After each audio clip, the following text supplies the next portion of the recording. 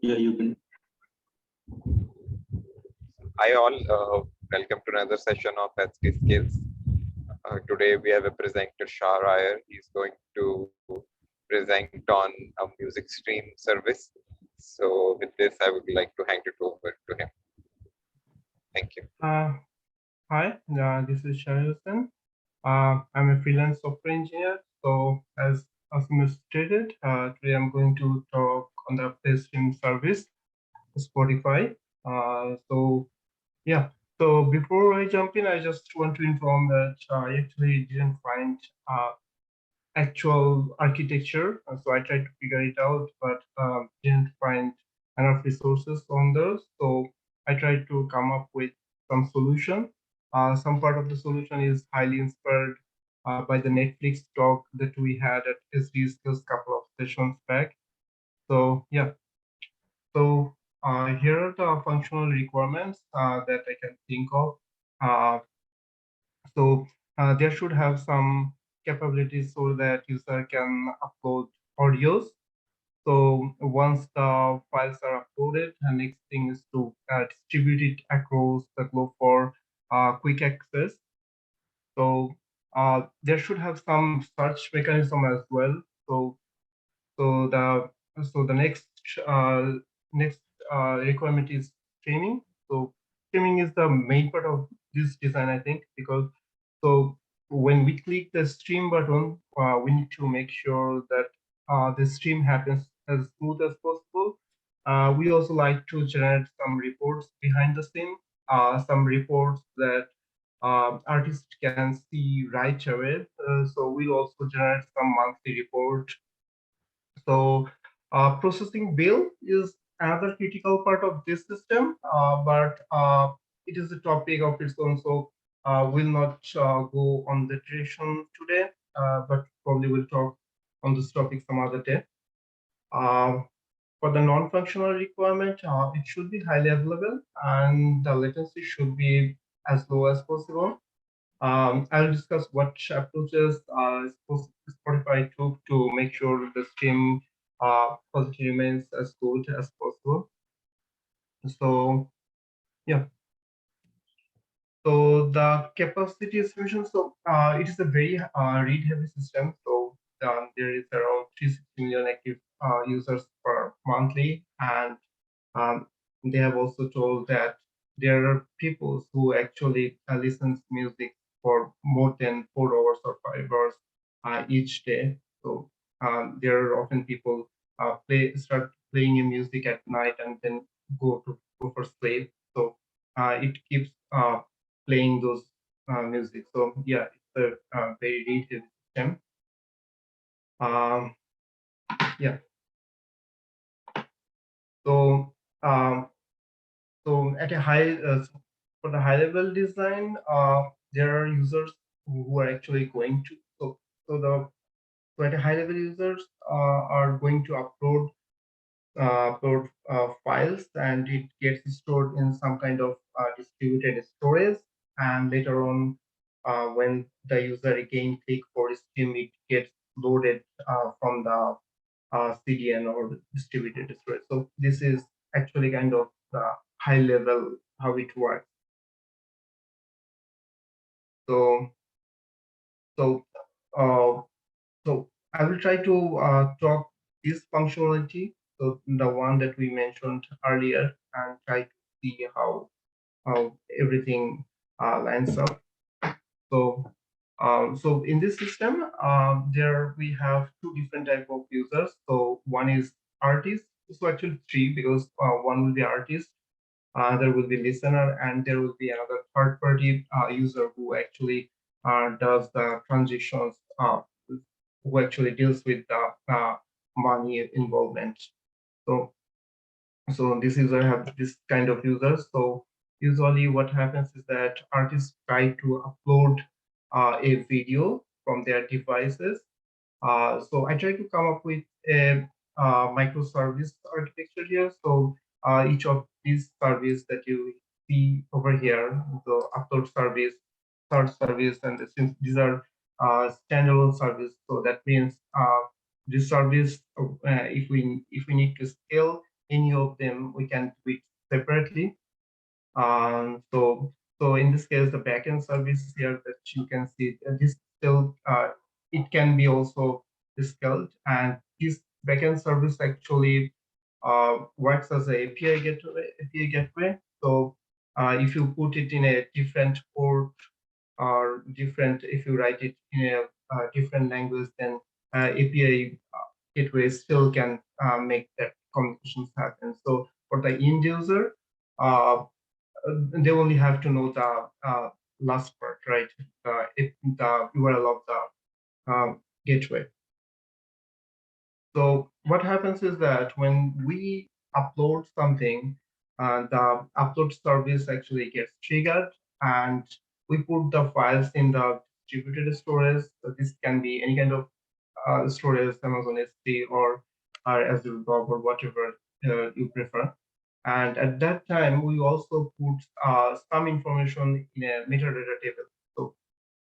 So we usually what we put over here is like who is uploading the video, the name, or if we want to tag a certain thing, certain keywords with this audio file. So this kind of information actually we put over here. So yeah, another thing we put here is the link of the original uh, original audio URL, and we also put a CDN URL. So we'll talk when we come at this point, we'll see how we put it over here. So yeah. So what happens is that after putting the file in the distributed storage, we also put some information in the queue for further processing. So what happens is that at a certain time, many people are actually upload files, and we want to do it in our own rhythm. So we pick one file from the queue, and we first check if the file is actually uh, actually hits the threshold value that we set in our system. And then if we see that the file is actually large, then we go for some compression technique. So, so the compression technique that we go for audio is called the lossy compression technique. So this compression technique is different than the compression technique we usually use for the file compression. So it basically reduces the number of bits required to reproduce an analog sound. So this is kind of a one-way technique that actually throws away all the non-critical data, and thereby it reduces the actual file size. So once we are done with this step, then we go for changing the go for a media conversion technique. So in this approach, we basically change the codec, bitrate, different. We also generate different qualities. So we need to do this kind of things because users can come up with different devices, and in their device may support different bitrate and codec, and they have different bandwidth issues. So and that is the reason we have to make these changes. We have to produce all this kind of variations. So once we are done with creating this kind of things, we put the file in the CDN. So here we can, if you can see, if we put it in the CDN, and we also update the link of the CDN to the metadata file.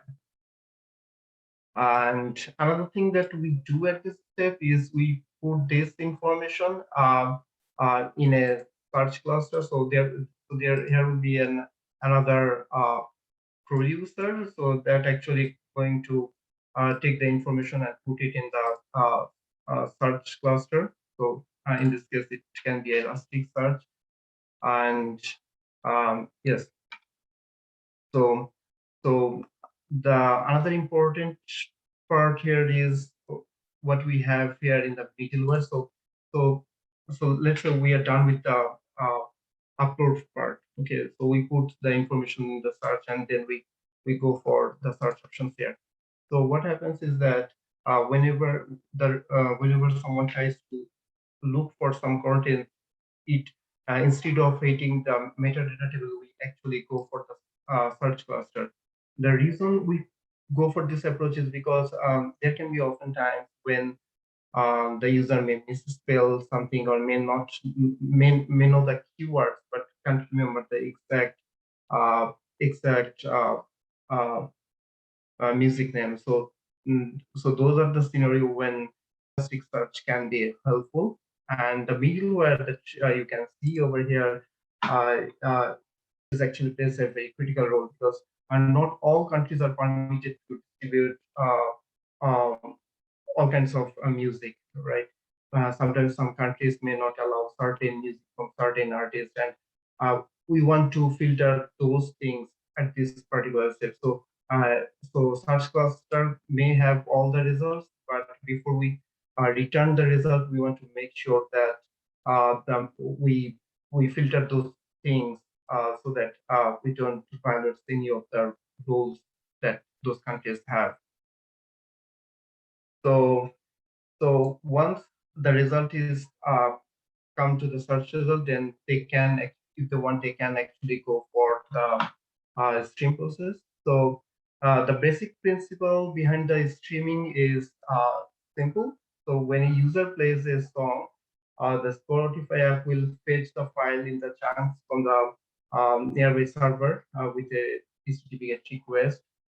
uh, and they want to make sure that this happens as smooth as possible. So they kind of rely on two approaches. So the first one is to rely on the use of CDN that you see over here, and second is they change the TCP options from cubic to BBR. So I'm not sure if you know about the cubic approach. So what happens with that protocol is that cubic actually focuses on the packet loss kind of thing, right? In this approach, I mean, as long as there is, yeah. Want pick any questions in between or If you have questions, you can ask me right away, or if you prefer to ask in the end of the show, that's fine too. So I'm okay with both approach. I was wondering to make it more interactive, so I don't see people asking any questions. So Yeah, sure. any questions so far which people want to ask or we want to mark it like Yeah, so I think I would want to know what load QPS we are designing here for. And also, is this search 7-day retention is like a cache, like a Redis that we would use? And yeah, upload service is good for like maybe music artists or companies, but I think that focus should be like stream and search maybe here, because that's more like intensive. There are more users which are doing that. Yeah. So so the search cluster, we have a 7-day retention policy because you see if we don't clean this place, then what happens is that it can get overloaded. And to make sure that we put the result as soon as possible, we actually clean them time to time. A question here. So is this search, the retention is region based? Is it distributed? Because like that would make sense, right? People of a region would be searching for similar artists, or a new album came in for an artist. So is it region based or not? It's not actually reason based because it's not based on reason, right? So what is the key value here? And like what is the schema for this storage search? What is the schema for this search? We basically, so let me think. What can we put over here?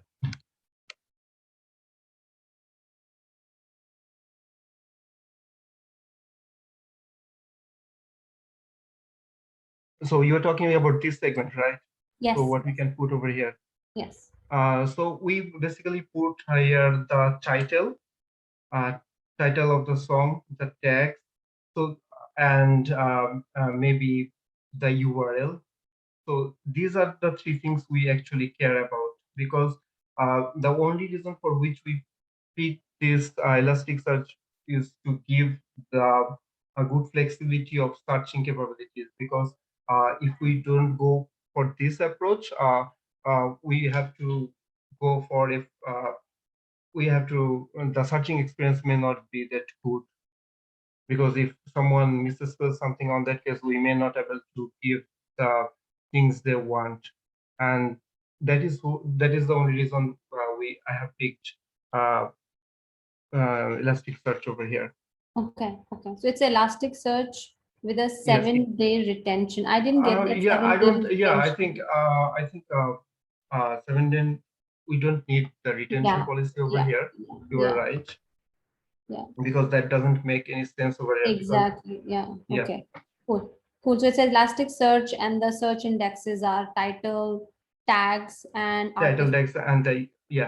URL as well. URL as well. Yes. Okay. Does it make sense to put? Do you have any other suggestions? But No. Also, URL, generally users do not search with URL, or do they? Maybe if someone is sharing the URL, so I don't know. You are right. They don't actually share searches with the URL. But the thing is, if I don't put the URL over here, after finding the actual music, I again have to give a round trip on the metadata table to fetch the URL. And that's why I think putting the URL over here. But the search won't be on the URL. So I don't know how Elasticsearch works in detail. I have no experience. So if you know, then it will be great to maybe if you can share, like if I have tags, title of the songs, and the let's say artist, right? These are the three things that I want to search when a user enters a string, right? Yeah. So how does the structure would be in the Elasticsearch? Would it be like and you can feel free to skip that. We can maybe come to it later. I don't have a very clear idea about the structure over here, but I think those three columns will be the only thing that we would like to. So 3 columns and the URL also. But if you put the URL, my question is, will the search happen on that URL as well? If you put I think there should have some way to skip that part. Okay, cool. Thanks. Yeah. So does anyone have any other questions? I have a question. Is this search on a prefix or just an exact match on the keyword? It's not an exact word. So what Elasticsearch does that you can it picks similar kind of words. So even if you misspell something, it still can give you some results back. That is a feature of Elasticsearch? Yes. Okay. The other question I have is when you upload data, I'm assuming that the upload service directly uploads to the distributed storage? Yes. So we originally put the original file we put in the storage, but we again do some kind of conversion and put the converted file in the CDN. Right. My question is, what happens if that connection fails from upload service to distributed storage? User has to re-upload everything from scratch, or is there a way that he can upload and then later the upload service uploads to the storage?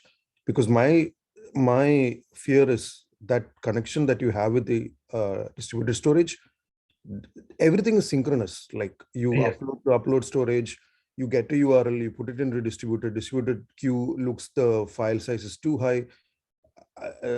Regardless of file size being too high or too less, I feel like you should always do a different types of encoding, different types of mobile or computer or whatever is your client. You should always have different types of conversion. So I don't think that file size matters here. You should always do a conversion. But yeah. In either way, we are actually doing the conversion. Even if it is not, so it's if the file size is too high, it only compress and then do the media conversion. Otherwise, we do directly, because if we try to convert a media which is too big in size, then that can impact on our server segment, and that's why we want to make sure that we always deal with a small file. There are some product requirements here. For example, are you saying that the service will be available as soon as you upload, or would it take time for your conversion to happen and then only other people can get the data? It will take some time. Yeah, these are some questions I would say, like in the requirements, you should make sure to gather, because in your design, it will take time. It will not be instantaneous. It will take time. And the upload service to distributed storage, that looks like a synchronous communication. I feel like there should be something in between which gets the data from the user, uploads it in some place, and then later upload service gets the data from that temporary location and then uploads to storage. This is because in case the connection fails, user does not have to re-upload the entire data once again from scratch. Yes, Sri Prasad, the question here. So whatever you put in between, right, the connection can fail there too. Like I'm not sure, like how do we make sure that user doesn't have to upload if the connection fails, like again, everything, because that chunker would also come after, right? That chunker would also come after. That is absolutely true. But in case there are multiple times let's say my upload service fails for some reason, then I can just get the data from the chunker. Whereas uploading to a chunker from directly to the user, that's just one time operation. The next time my upload service fails like 20 times, I don't care. User does not have to upload. Okay, so that chunker would chunk and keep those chunks with it. As soon as you upload to distributed storage, you can destroy that temporary location. But until then, I would keep it so that I can give back an immediate 200 OK before even I try to upload to the distributed storage like 20 times or whatever is my retry mechanism. That's the reason. And also, I think the upload service has to be highly available. In case of large files, it will become a bottleneck. Let's assume that if you have 5 TPS is supported and all of a sudden all 5 different 1 GB files are started uploaded, so it will become a bottleneck and it will be unavailable. So in that case, for the large file specifically, you can have an example of like you upload to the S3 and then you say that I have uploaded. So this is where the upload service will have a metadata of where you have uploaded. And the behind the scene, the workers basically will go and copy the storage in your storage area, wherever you want to distribute and all. So that way your service is not bottleneck and your control planes, which is what the upload service user facing, it will be available. So I believe that's the way. But there will be an API that would that will still hit the S3, right? There has to be through a service that is happening. Am I getting it wrong? Actually, I do not understand what do you mean by API. API is still the same. All I was saying is you store it in a temporary location, and then later upload service can fetch the data from the temporary location and then upload to a distributed storage. Between backend server and upload service, there should be something that uploads just to a temporary location. And then return back a response 200 OK to the user. And then your upload service can fetch the data from that temporary location and then upload to your distributed or wherever you want to process it. Okay. But if that temporary service fails, then I mean, there could be a case for that also, right? There could be. And then you have to return back and not available or like for error code back to the user. But that still is a one-time thing. And if your upload service is on a higher load, or your connection fails, or there is some series of load on an upload service, he said that this is not like he's not expecting to immediately give to all the user as soon as you upload. So he's already made. Sorry, go ahead. So I'm trying to understand how are we. So whatever temporary thing we are trying to insert in between, how is that less probable to fail than this upload service? From where is this coming from? Like, how do we know that? that this upload service is more susceptible to failures than that temporary thing we will have in between. Say, for example, I want to chunk an upload and keep it in some service. I don't want to user to give a big file, give me chunks of data, and I'll chunk that small data, keep it in some local service, local place, and then the upload service gets that bulk data and uploads it into a distributed storage. But so do we no, really users can not provide 1 more than gigabyte file?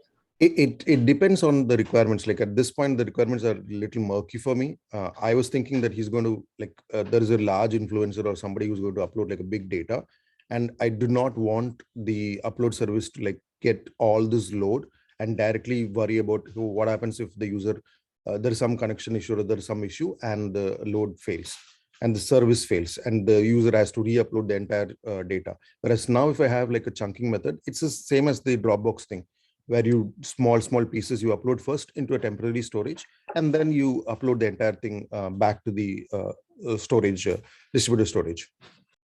So other point is that you see audio files are not going to be more than 10 MB or 15 MB or maximum 20 or 30 MB. So streaming, say uploading those would be much faster, and he's going to upload, right? So if he's going to have 5 or 6 files or even 10 files to upload, he's going to upload one by one. I mean, then the file size too high box over there makes like no sense. Like at that time, the file size is too high. It's not a video file, right? I don't think you're not going to have more than 100 MB to be streamed an audio file. I doubt, because these are all, Spotify is more of songs, right? No, it is podcast as well. We have a lot of like longer podcasts too. So yeah. Okay, then yeah, if it has podcast, then it's a little different. What about a live stream? Can you do that? On Spotify, I don't think so. I have never heard a live podcast on Spotify. Okay. Even No, but they have a new thing like Clubhouse. So they do Spotify Green Room. So basically everybody can join, and there will be like 2 or 3 speakers and moderators. So audience can actually chime in when they have question. So yeah, kind of a live stream. Yeah. Clubhouse has it, but again, I don't think we are designing here for live streaming. No, even Spotify has it. Spotify Green Room. It's a feature of Spotify. These are the things I think we should clarify in the requirements, whether it is a live stream, whether it is podcast, whether it's like a size of file, all those things. Yeah, well, there should be part of the requirement. So the chunker would be on the client, right? Like Dropbox. It should be on the client, because I told you, right, the HTTP. I'm not sure if there are any other web service. Apache HTTP server has the capability to stream not more than 4 GB, not stream more than 4 GB. That's the max limit that Apache HTTP server allows. I really don't know if there's some other server which can support that more than that.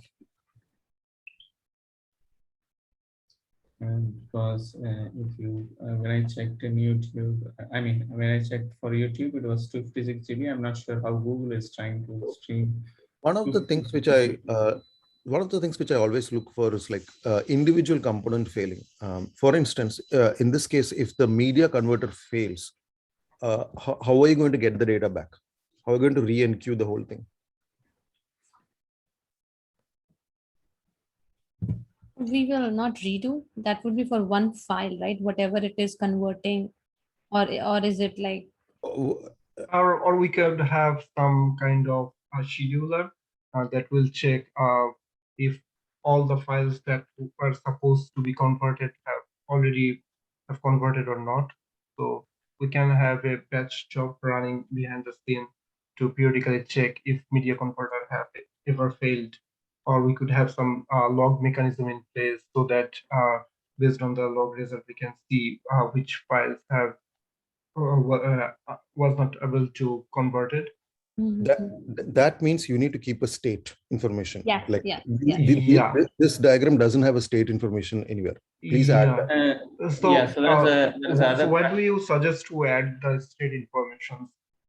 So, do you want so do you want me to keep it in a separate DB, or you want me to tag this I was information in the thinking, main DB? would it make sense to have some sort of a multi-level queue? Like, for example, right now we have a distributed queue, right, from where the files are picked for the media converter.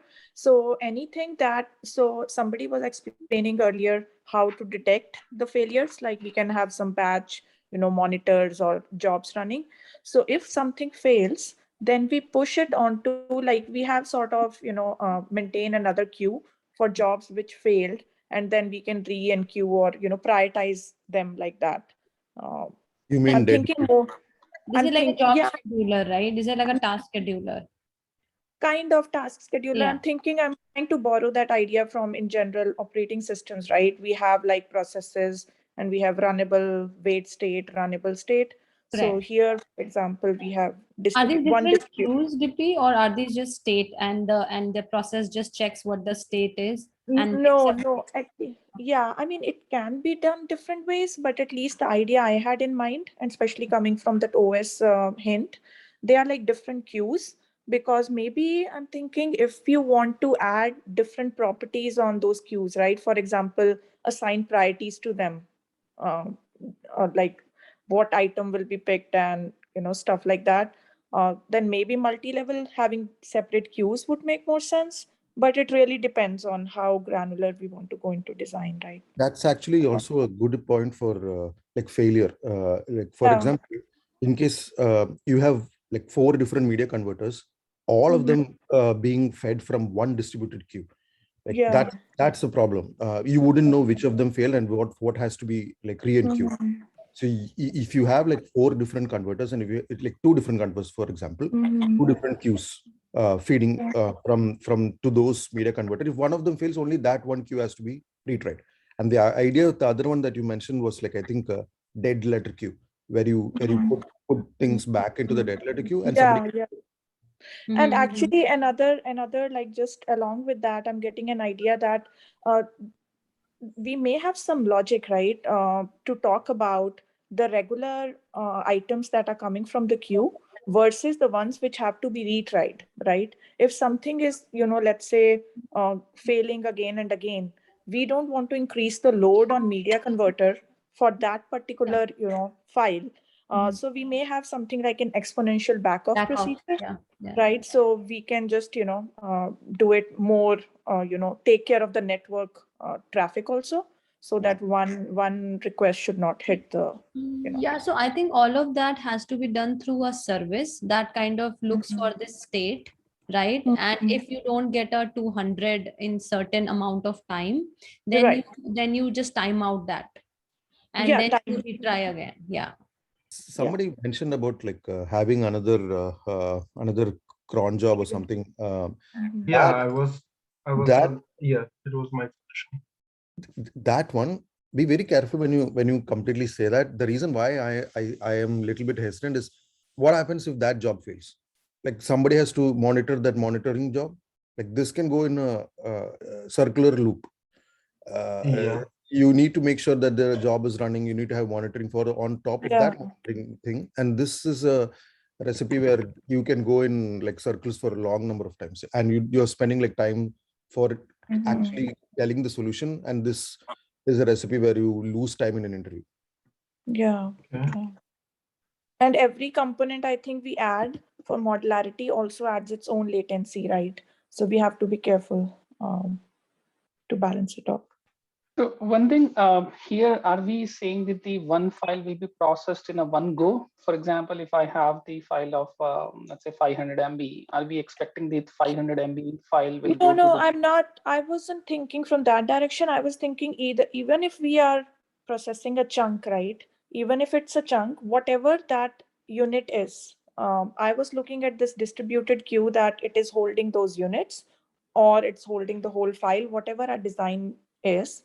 But my idea was more around, what if media converter fails, right? Then that file or that chunk, what do we do with it, right? Should we put it back into the distributed queue with the state, or should we have another queue for the failed entries, which needs to be retried? So that kind of stuff. I mean, from my experience in Amazon, we build like this kind of a system. I have done the all like what I think Shashank has said about the dead letter queues. So this is how we do the processing. We have the multi queues and and we have the multi queue with respect to the clients also, because in our case it was more of a one user can also bombard your traffic, so you don't want like other customers to be striving for the resources. So you can have the multi, and then you can have this there is one concept that you can have one customer to mapping to the 2 or 3 queues, so that they also don't get stuck. So that way you can do that. Then afterwards you have your dead letter queue, which basically handles the failure scenarios, and the operator can now look into those failure queue and figure out that what was the issue, or it can merge them, because this could be an issue where the converter service, like media converter service, has a bug, or probably this service itself is not available. For example, sometimes you probably might have gone through the the workflow systems or something, and they are not available. So you have your retries; those will be almost exhausted, and then you have to put them on a dead letter queue and see that why this happened, and then you merge them. So this is like the cycle which every system goes through. I mean, this is not like a new cycle, but it has to be like, you have to look at all the failure scenarios, not only the system errors, but the unavailabilities and all those sort of things, right?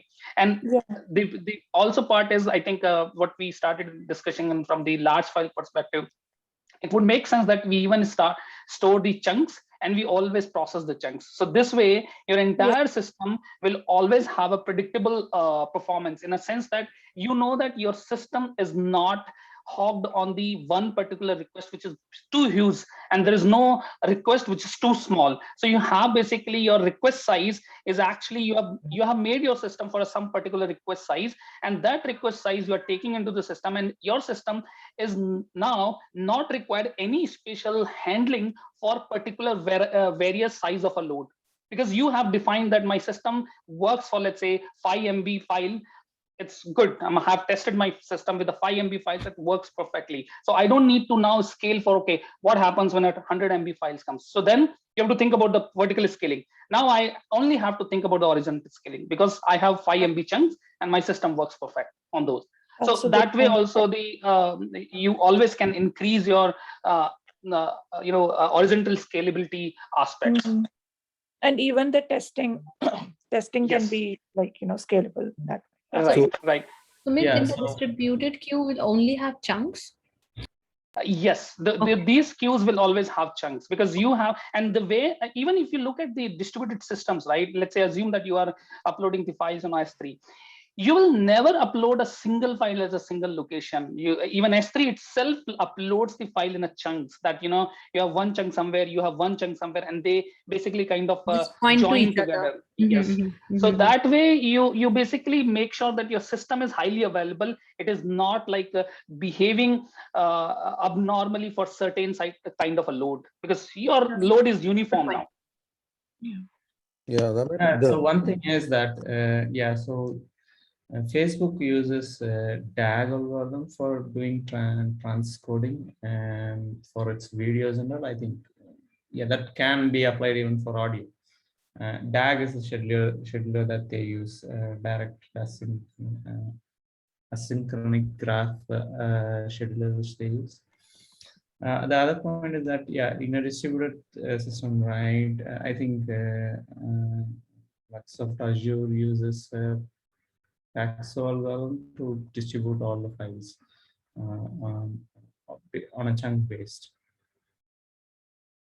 What is this DAC? I mean, is it like a scheduler sort of thing, or what it? It is a DAG algorithm. They tell it's a scheduler algorithm. Okay, and what kind of a scheduler algorithm we need here? I mean, what's the need of a scheduler algorithm here? Is this something that you want to basically, are you organizing your entire, let's say you have a chunks and you want to organize the chunk in a serial way, and that's why you want to convert that way? I mean, is this special handling is required for conversion? And I was just thinking that I just I have a file and I'll just convert them. Why I need an scheduler? Is there some specific property attached to it? Transcode. Yeah, you need to transcode it, right, to different what is it, audio formats, right? It has 320, I think 256 audio streaming.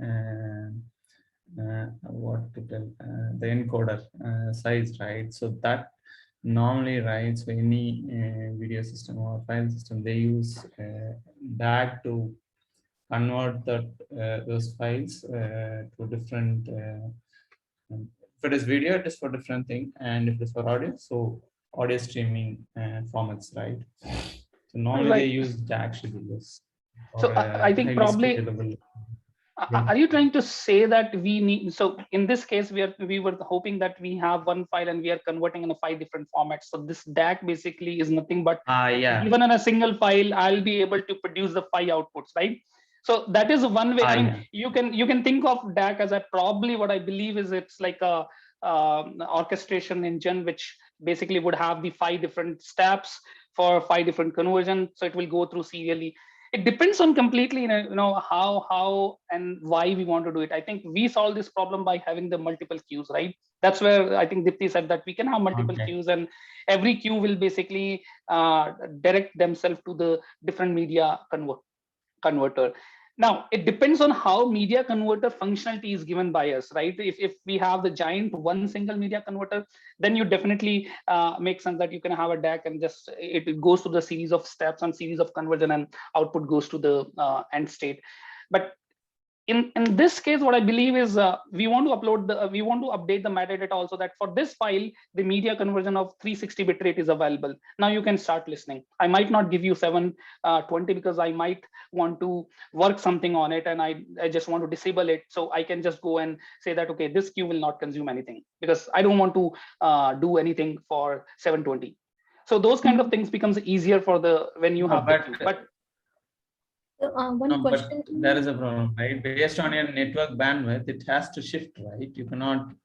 Then you have the problem of customer experience also coming in. More of that adaptive bitrate idea, right? If there are connection issues, you have a choice. Either you let the user say that, okay, there is an interruption, which is not a great experience, or do we downgrade, right? Like, do say that, okay, this is what we can, right now the system offers, and then continue. That way user experience is not interrupted, right? Is this about streaming you're talking? Yeah, I was talking about, something like a playback, right? Or conversion, or, like the media converter in general. So it's about the general streaming, also playback.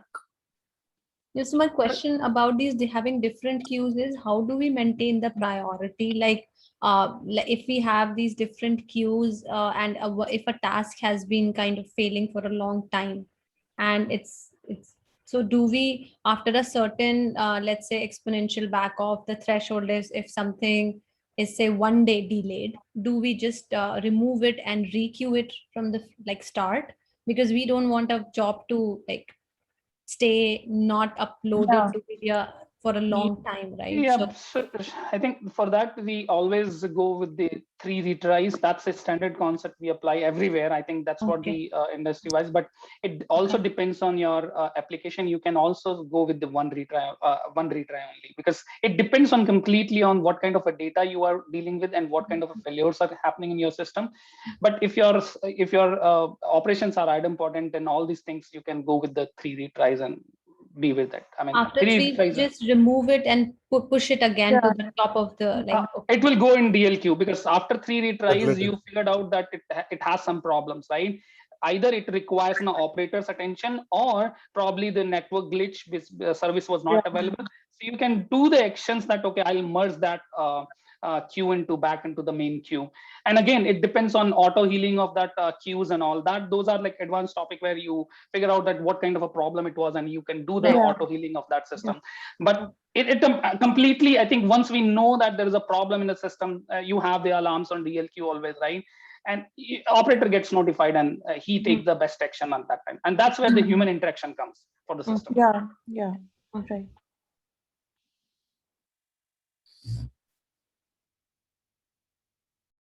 Cool. Yeah, the presenter can go ahead, I guess. Okay, so before I jump into the Steam service, I just have a quick question. So we all decided that we will chunk the big files, right? So my question is, what will be the good approach to show this in the diagram?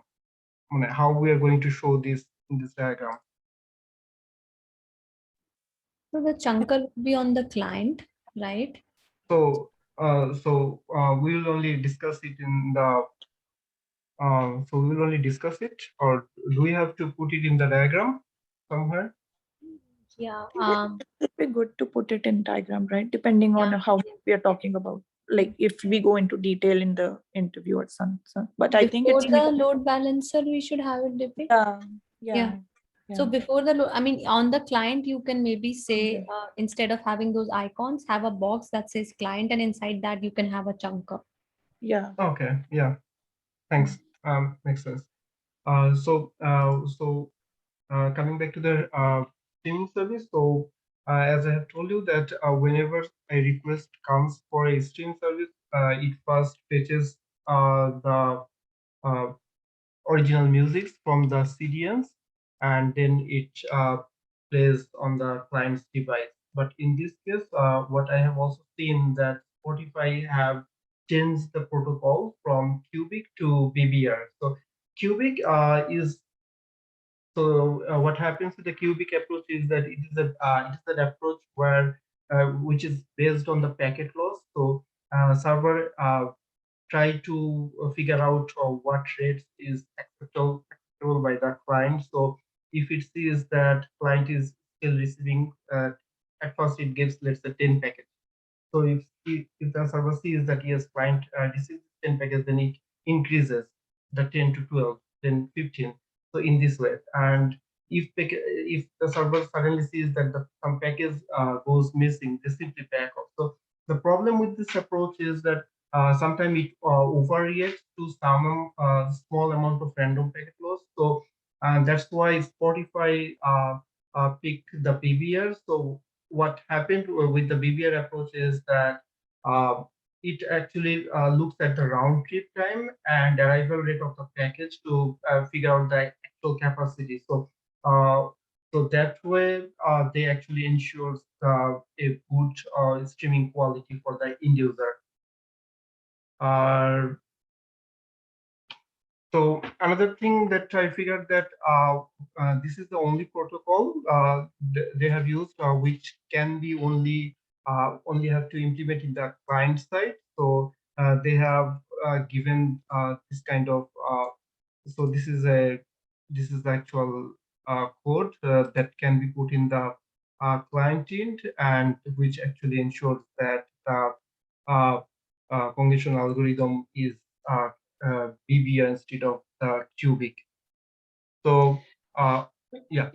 You mean to? I mean, by this you are saying that we want to actually get notified that what is the bitrate client can support, right? And based on that, because what we are trying to understand is if there is any congestion. I mean, I can support the 720 or 320 or what, because the congestion and the network shows that whether the currently client is facing some network problem or some bandwidth problem, right? So and based on that, you decide that what it's kind of adaptive. I think no, the Cubic one is kind of change the bit rates and everything based on the packet loss. But in case of BBR, it kind of stick with the threshold values. So it initially measures the current bandwidth, and then after that it keeps sending the rate on that part. I have a three-part question. One part is the only storage I'm seeing over here is on the search. That's the only place you're storing everything. No, not this one. We also have another one over here. Oh, no. That's just for like for storing the user and the file that he uploaded. Yes. That's only on the search. The other storage mechanism only has the URL. But if I want to know all my data that I uploaded, I'll have to come to search for doing it. So you want to see how what are the files you have uploaded? Yes. For that, there should be some user related information, right? Yeah, so there should have some other tables which will actually hold this information. So okay, the user information. Right. Yeah. So that's one part. Second part is what happens if there is a very like popular person and everybody's searching for that person. So the load on the search for that particular user is going to be very high. Suppose it's a concert or something and everybody wants to search for it. Does your search able to handle that load? Because all I'm saying is just a search. It goes directly to the Elasticsearch, and I don't know how Elasticsearch like works with the load, but will it be able to handle that load? Yeah. Here I'm showing only one thing, but Elasticsearch can be put in a cluster so that you can have multiple. So within a cluster that can have multiple search Elasticsearch table. Okay. So that way you can handle that thing. So Elasticsearch is actually for the read. I mean, it's not the storage for high writes. It's for the very high reads, and this is basically all the columns. You can specify which column you want to index. So it can index you all those fields. It can give you fuzzy matching and all those kind of things. It's pretty good. It works on a Lucene index. So this is definitely an if you want more, you can include more nodes, and it can actually handle your traffic. Perfect. And my last question is, what happens if I want to delete my uploads? I uploaded something incorrectly. I want to delete it. I think overall you are asking for the CRUD operation is missing. The entire CRUD operation in this case, like the complete experience of CRUD in terms of not only the uploader, but in terms of the even the user who's listening the song, where the playlist will get created, what are the songs I want to delete and all those, right? Even that service is also missing, that there is a user facing playlist or CRUD operations on those things, right? I don't know whether it could be part of a streaming service, but yeah, that particular experience is also missing in this entire diagram.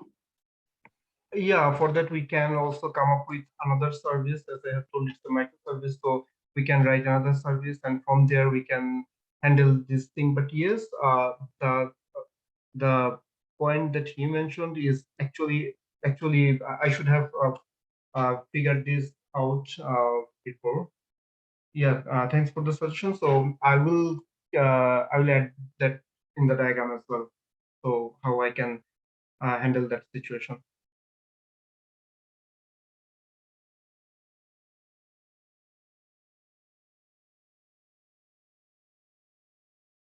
Fair enough. I think we can continue. Okay. So another thing that I have done when we start streaming is we put informations on a few queues.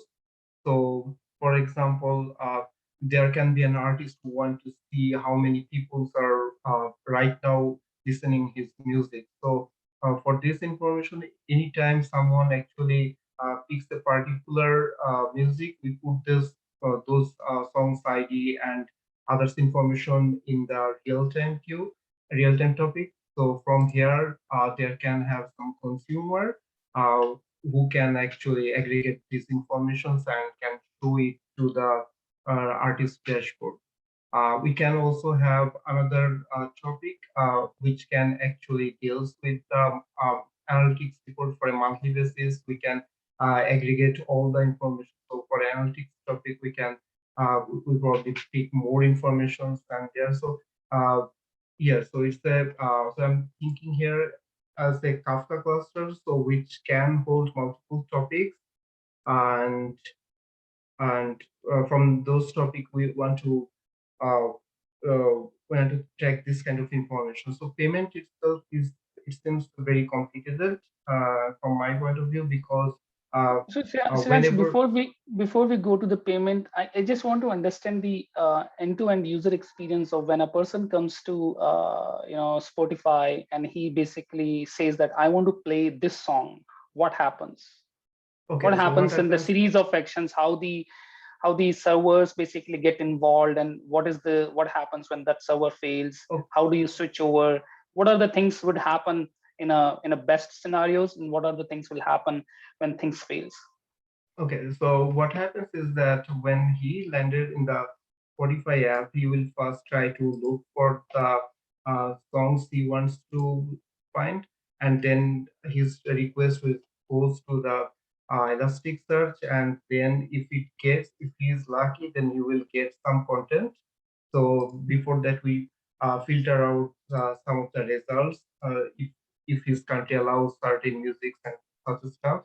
So once he get the result, then only you will be able to stream that particular music. So after that, when he clicks the play button, some protocol have changed in their client to give him the best quality of the music, and at the same time we keep track certain information so that we can show them in the analytics report and other things. And in case if the search was not able to find the music he's looking for, on that case in the client we can say sorry, we can find the music you are looking for. I have one question there. I have one So yeah. Go ahead. So like we started this when you were explaining the end-to-end, right? We started with this idea, okay, client will come in and search for something. Isn't it that usually on any platform for that matter, be it Spotify, YouTube, or anything, when you get on that platform, you usually see some like a list, right? Some thumbnails of some music and some links to it. So if you don't want to search, right, you have a list in front of you. You can just click something there and play it.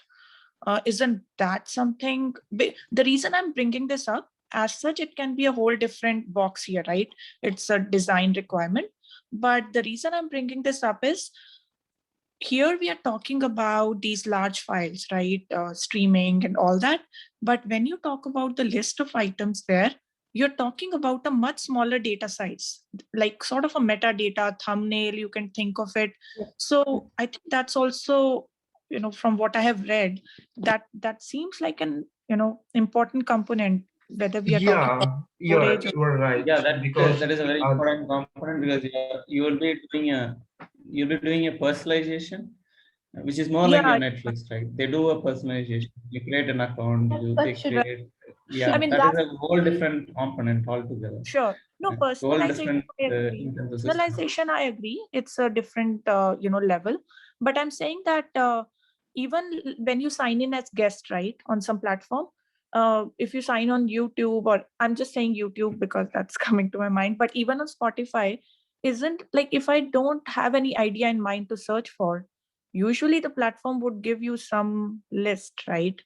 And that size of that list would be much smaller than an actual audio file or something, right? This can be part of the requirements, right? Whether we are designing for this. Correct. What you say holds still true on the searches, right? Whenever we search, we do get all these thumbnails kind of. Right. Yeah. List of, right. Okay, I had another question. This was actually when somebody brought up an end-to-end walkthrough only. I remembered about this. This streaming, there should be some CDN somewhere which the user can connect to instead of the direct service. In my understanding, that it should like upload these links or somewhere to CDN, and the user should connect to CDN to get the data, not directly to the service to fetch the entire data, because load on the service is going to be too high. Is that? Yeah, that's right. That comes after the system. That is, static data, right? So static data goes into CDN.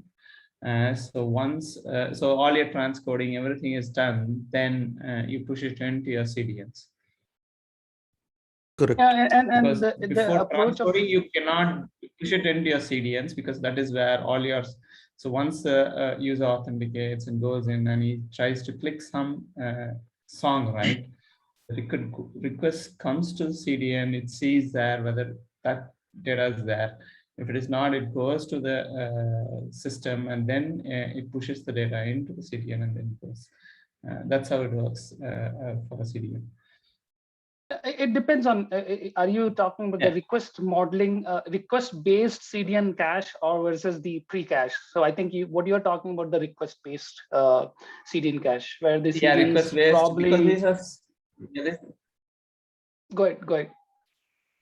Because this is not going to be intensive like your Netflix, where there would be GBs of file storing and series of file storing. I think these are seems to be very small files, right? Yeah, so I have this question. So even if, I know for Netflix and all these, we have these black boxes on service providers, but do we have similar? No. So Spotify won't need it. They're not such big files to. No, for any streaming, network. even for even your static HTTP page gets served by the CDNs. But all these audio files are static, so we'll have everything in the CDN. Yeah, you can't have everything on a CDN. You can't have everything on a CDN because CDN has no cost. 100,000 or some requests. Right, those you can have. Those you can have, and that is how CDN will work, because otherwise you are basically making CDN as your data store. You can't keep the entire data on the CDN, right? So that's why. Yeah, but Netflix has totally a different concept. Yeah, Netflix has totally different ones. I think we spoke about last time, right? They have this open connect CDN which they built, and they store all because they connect it to the SSD and they push it to the CDNs before any new series is coming up or a new episode is coming up. They put it across all the CDNs. Okay.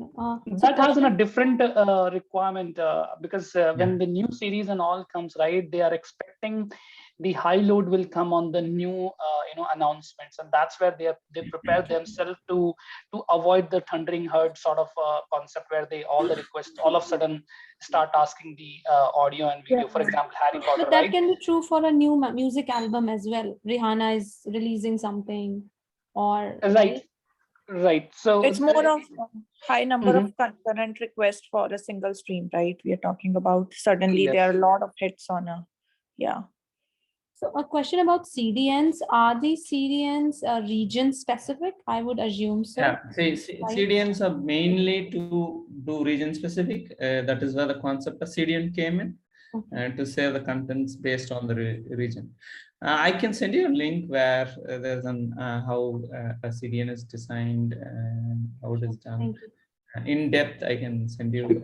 Please post it on the channel so that all of us can get it. Yeah. Yeah, sure.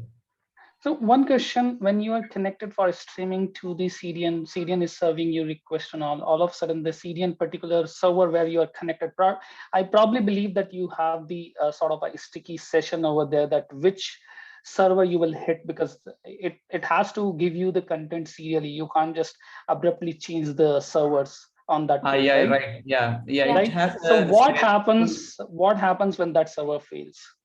It just suddenly got down. What happens? Yeah, that you only use recently, right? I think 2 or 3 weeks back.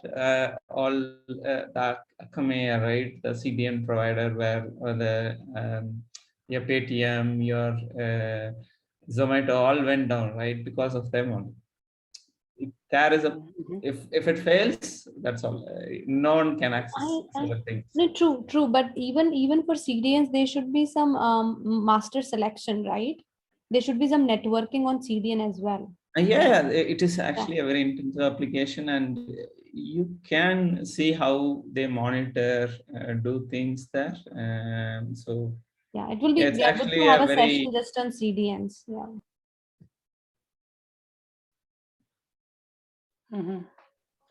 This experience is different from the live video.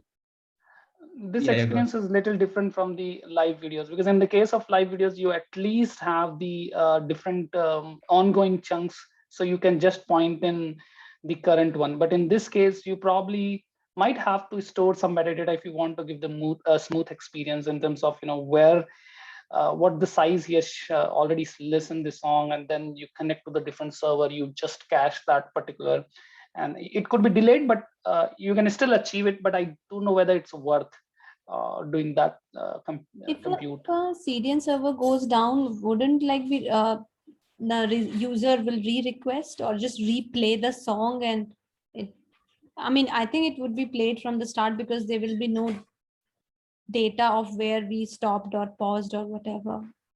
So think about this way, right? If you basically are connected to the network and your all of a sudden network went down, would you restart, or do you basically start from the point where you left?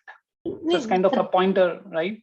The best user experience is I should be able to start from where, but that would mean that there should be some replication on CDNs as well, right? Right. Not only, CDN was the one example, but let's assume that the example could have been the where the client itself basically got disconnected. For example, when we open the YouTube and we listen the in between, and then we again refresh page, I think we go same place. Yeah, it resumes from the same place. It's like an offset idea. 2 frames here and there, but offset. Yeah. So that kind of experience, but it could be costly. This is like a feature of system. It's advanced feature, and it might have its own sort of complexities and all, right? Yeah, CDNs are actually very complex systems, and yeah, I think I'll send you it. If you read, you'll know how complex it is, and it is a very intensive operation on CDNs, because CDNs are generally third parties, because a lot of companies depend on them to be service their. So you directly don't jump on CDN, right? You come from your service, and then you basically point to the CDN, or how this interaction would the user will directly connect to CDN, or user will connect to your servers and then it goes to CDN? How it happens? It first goes into your, it comes to your, it depends. For a dynamic data, it comes directly, but for a static data, it goes to your CDN. So the first time it goes to your, it goes to the CDN, and CDN does not seize it. It then goes it to your data center, and after that, from the data center, it pushes into the CDN, and subsequent calls goes into CDN. Why is there a difference? Only for static contents. Why is there a difference between static and dynamic? Like, why can't even static goes directly to the CDN? Or what happens? What is okay. So mostly the CDNs, right? The Cloudflare. I think even Amazon has, right, CDNs. So they are very costly. So that is why they maintain only the static content there. The other point is that dynamic contents are something you make changes in the data you get from the database. So data is stored away in your data center, right? CDNs are only to serve mainly your static content. Static content but the recent content, right? So that's, I think, recent, right? So that's why even your audios, right? These are static content only after you convert them, right? There is no change gonna happen in those, right? So it actually boils down to static only. Now the thing is that when you can't if you go to CDN, then CDN should know that where your service is. Right, it's again depends on how your push and pull model of content, right? If you go your server, give it to then forward your request to the CDN, and CDN doesn't have, then your server will basically push your content to the CDN, or if CDN is pulling that content from your service. So these are two different models, right? I don't know which model we are talking here. See what I studied, because I think probably I have not seen actually anything, but what I have studied is, it seems that it does not go, if it is a stat, it generally goes to the CDN, but CDN in turn routes if it is not a static content. That's what I was studying. I heard actually the other way, like from my experience, you connect to the server, that is your service. Your service redirects to the correct CDN or whatever CDN it knows is the latest. And then from that CDN, you you fetch the data for the client. Or the other way, you return back a URL back to the client, and the client uses that URL to connect to the correct CDN. This is after your authentication or other thing. CDN also has data which is static or dynamic. The dynamic data is uploaded from this, is put on the CDN by your service in time intervals. It's not like immediate. It could be like some seconds delay or some microseconds delay, but it is still static data only. Like earlier somebody mentioned about audio files. It is still static data. It is just like a few seconds, milliseconds delayed because it has to be served from the from your service to the CDN. But once it's there on the CDN, all the requests that you get is directly from the CDN, and that's a very minor difference between static or dynamic data. But ultimately, it is from the CDN that it gets served. There is also a concept like you don't put everything on the CDN. You put like earlier somebody mentioned, whatever is the most latest hit or most recent hit on the CDN, so that you don't put like the entire DB on the CDN. Yep. I think it depends on case. Question about CDN. So if, for example, whatever someone is searching for is not on the CDN, will that request be kind of have a high latency? Are you asking me? If you're asking me, yes, it will. The CDN does not have it. You need to like fetch it from the any request, basically, if it's not in cache, it will be high latency. Otherwise, okay. And yeah, because I feel it's not a good experience, right? Like some of your requests, but I don't know what is the solution then, because it is only your first request that will have a problem. Remaining after you fetch that first delayed request, remaining all requests will be fast because now it will be on the CDN. And it's not like you need to fetch it from the DB, like from your service. Your service will also have cache to return the data immediately based on whatever is the requirement for your service. So it's not like even if it hits your service is not going to go to the DB always to get the data. Maybe you will front and put all like most important things in the cache so that you can fetch the data from the cache and then return based on your request. And there can be multiple requests, such caches based on your region. Right, and here I think the concept of thundering herd comes. I think a little bit attention we can put here on the. Let's assume that your request is not on CDN, I mean the data, and all of a sudden Justin Bieber songs you want to listen, and that it just launched, right? One approach I think Netflix take that I replicated, but let's assume that our service is not replicating, and somehow the all of a sudden some attraction comes. All of the request will come to your server. Now, if it comes to all the request all of a sudden comes to your server, now your service can go down. So in those scenarios, what we do is normally is that whenever the service comes, request comes on your server, you basically, if you find that the content is not on a CDN, then what you do is you take a lock for duration, saying that this request is gonna get the content on a CDN. So other requests will wait until that replication happens. So that way you make sure that your services are your service is not down and they are just waiting for content to be copied. It's like in cache also it happens the same concept, right? When we have this, so it's a similar concept we can apply on CDN as well. And then the subsequent request will be faster because they'll fetch from CDN, right? Yeah. Quick question here. So in the CDN, are we associating any TTL with the content? It's a LRU cache sort of caching, right? It's like a caching system. So it can have the TTL, or it can have the size based, or all the mechanism of what you have in caching. LRU. It's a cache server. At the end of the day, it's a cache. You think about it as a cache server, and you can apply all the logic of caching. So why do we actually need a CDN? Why can't we use a plain storage if we know that these files will exist forever, right? Why do we want a CDN to deliver that content? Right. So if you think about it, right, you have so many geographical, and you take the example of CDN providers like I think CloudFront, Amazon one, Yeah, and the other Cloudflare. ones, right? So there are so many, right? They are already distributed across the geography, right? And you want those servers, because they are like costly servers. It's not like easy, like you can build your own infrastructure easily. So you rely on the others' infrastructure, right? And that's the infrastructure of delivering the content locally to the local wherever the requests are coming. If you are, let's say, accessing from India, so you want to deliver the content from India. That's why the entire this infrastructure has to be set up, and that infrastructure is not easy for small company to set up, or even I don't think so big companies also does this.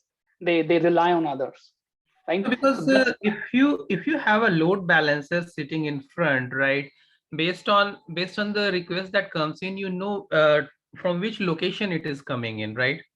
Because that's the thing, that whenever client hits your load balancer, they know what was your nearest location from which you hit, right? So they always try to place the service in that region, and they always try to serve from a particular region. It's not like a customer sitting in India will always hit a US server and will get a reply back. No, let's assume that I only have my service in US, and I just want to replicate my content to the other geography. That's it. Why do I need my service to be in India? Let's think about that way. I just want my content to be available, and I want to utilize that infrastructure. Otherwise, what would happen is the cost of my infrastructure, like setting up service, having this blah blah, in all the regions, it's my cost, it's my service cost. Do I really need to manage all those? If you every stack has its own cost. You need an operator cost. You need to manage those failures and all, right? Why do you want to have those things? You can have the one service. I mean, depending on what is the use case. But if your use case is just to have the recording the, let's say, US artists' data, you don't want to have in India for that service to be available. You just want CDNs to take care of those requests.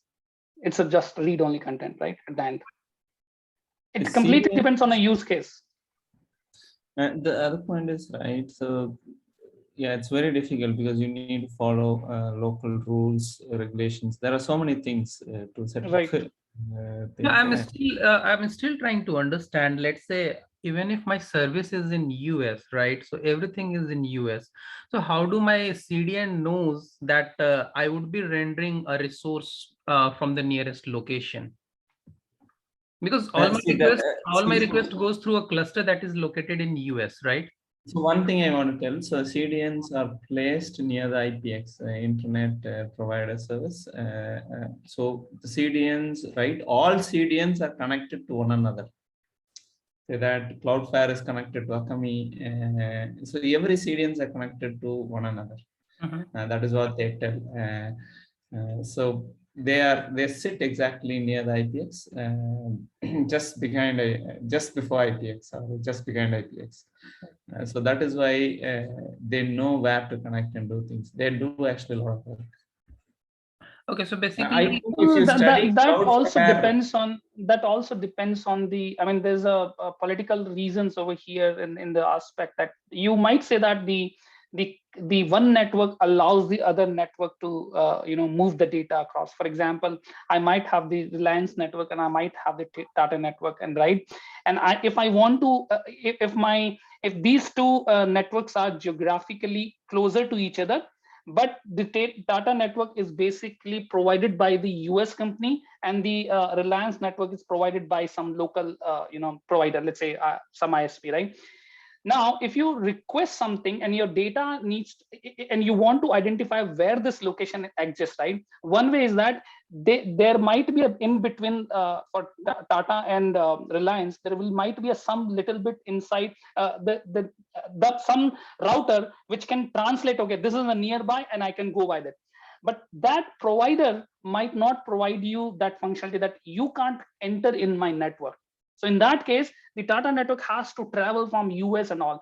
So what you are saying that all the cloud, the CDNs are connected. They are connected, but some might not opt for it, and they are connected for a specific reason. If they get the benefit from both the sides, if a CloudFront provide the traffic to Alchemy, and Alchemy provides the traffic to CloudFront, then they basically mutually agree that okay, okay, I will allow to translate the IPs, or I'll allow the network data movement. Otherwise, I'll not allow. So there are political reasons behind it on such communications as well. So I just wanted to give information on this.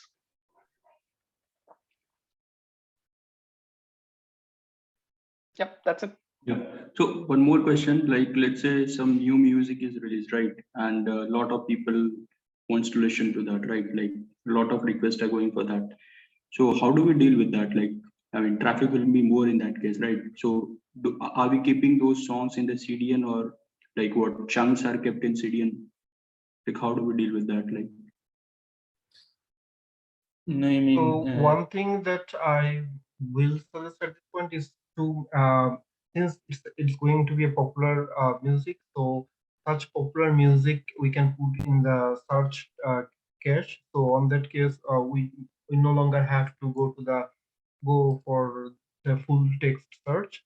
So we can keep the search result for cache on that case. And another thing is we can implement a elastic load balancer on that case, but still we have already CDN in place, so I think CDN will actually be helpful on that case. Do you still need something else?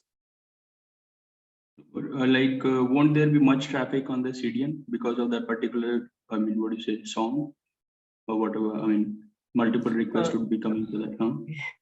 CDNs are capable of because if you see, right, it's not like data center. They provide for most of the traffic flow through them.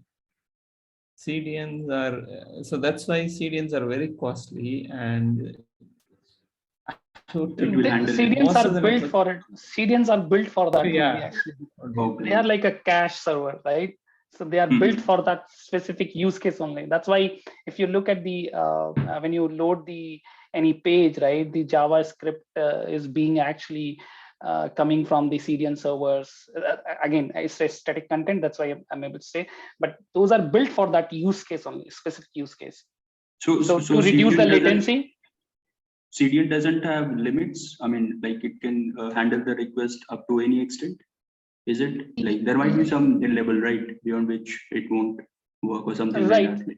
Right, but again, you probably the company who is, let's say, if I am in a company and I want to provide my content on a Alchemy, right, I would have my own limits in terms of requests, like a rate limiter sort of thing, because I have to pay a lot of money to them if a request they serve. The content, the pricing could be on a request based, or pricing could be on a content based. I mean, the data transfer then over the network, right? So based on that, I might be priced high. So I might cap myself, right? And based on that, they will have their own availability and replications.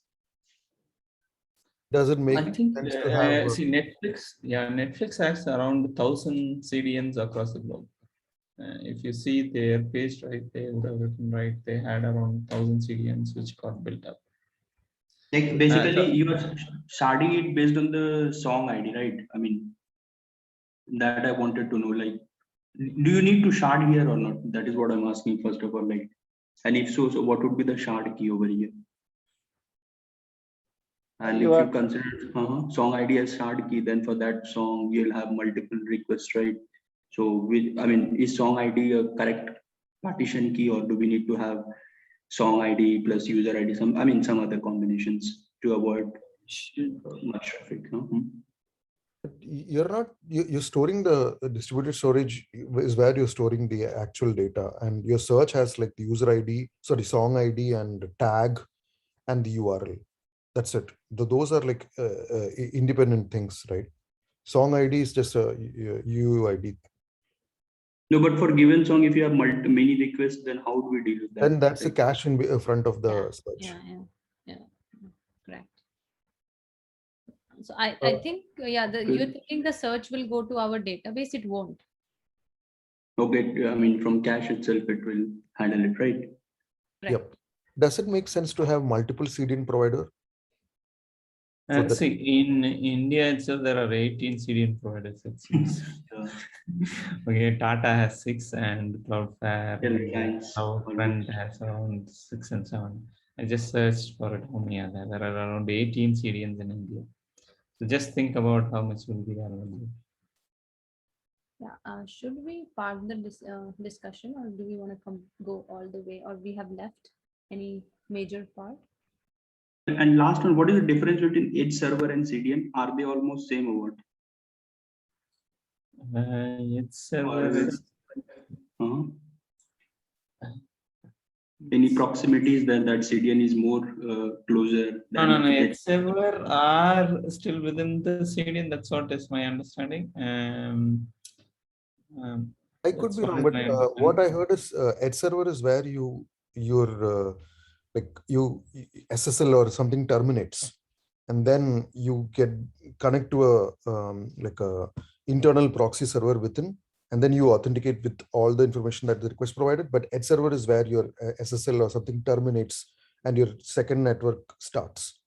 Once you do that, then you get your CDN or whatever is the URL that you connect to, and then that is the one that provides. That's my understanding.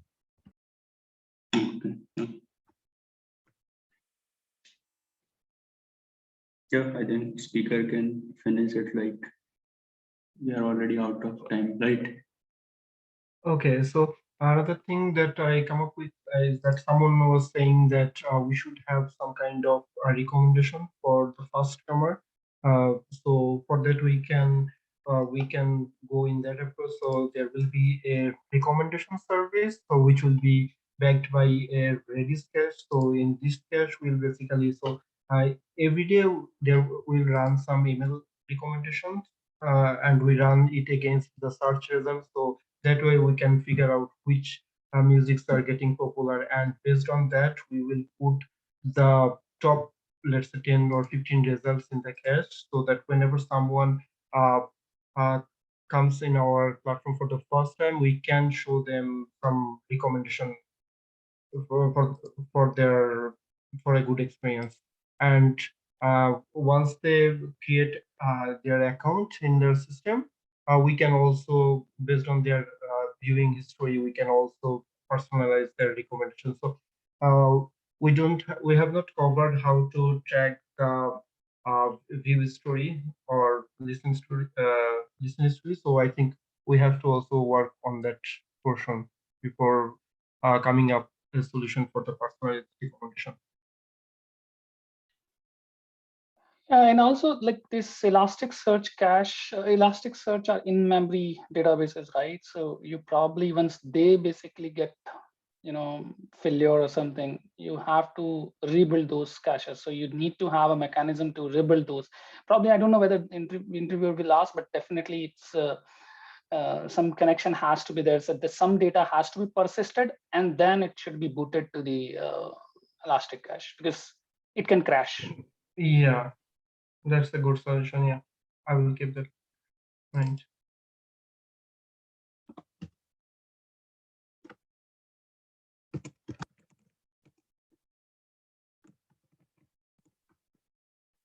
Yeah, so you're done? Hey, yeah, I'm done over here.